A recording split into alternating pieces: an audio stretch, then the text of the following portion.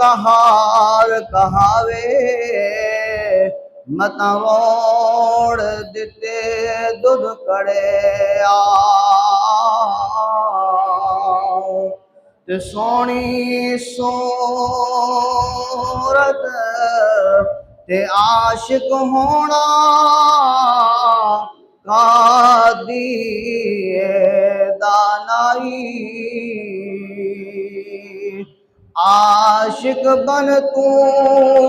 उस सोहने दा ते जिस ए शक्ल बनाई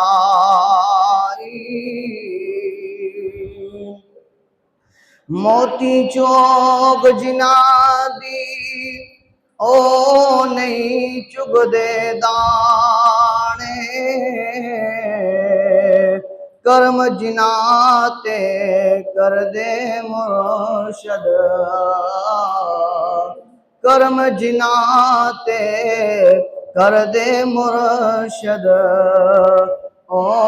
कमले होण सियाणे जेड़ियां गुडियां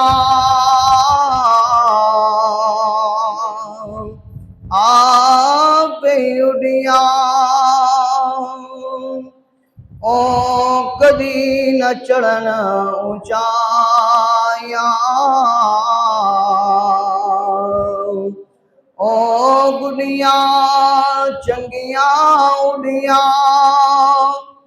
ओ गुडियां चंगियां उड़ियां जेड़ियां सायां आप चढ़ाया ते चंगी मंदी सजना कोलू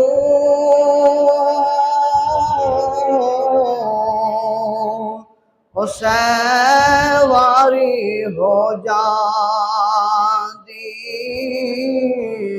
पर यार यारां दा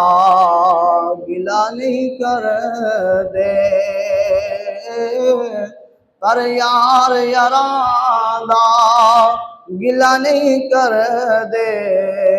असल परीत जिना दी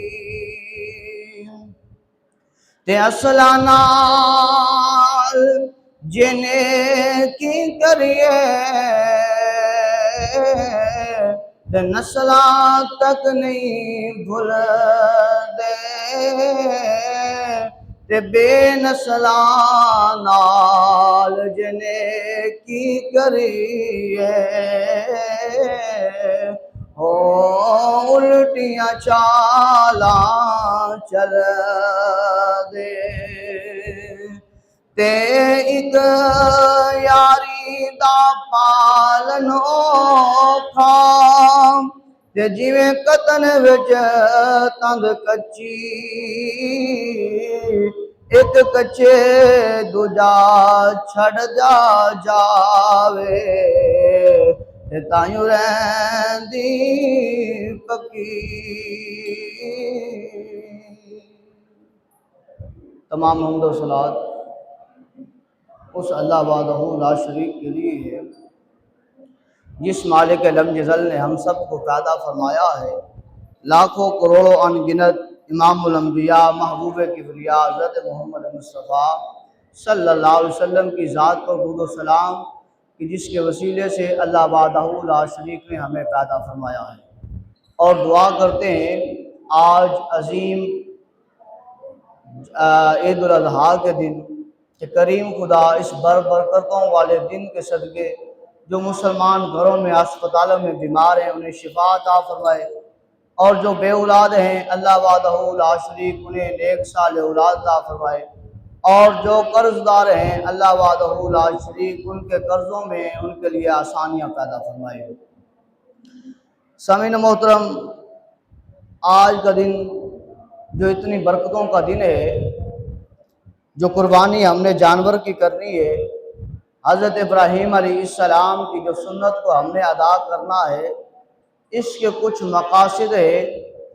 कि जिसके बारे में अल्लाह तबारक व तआला अज़मत वाले कुरान में इरशाद फरमाता है।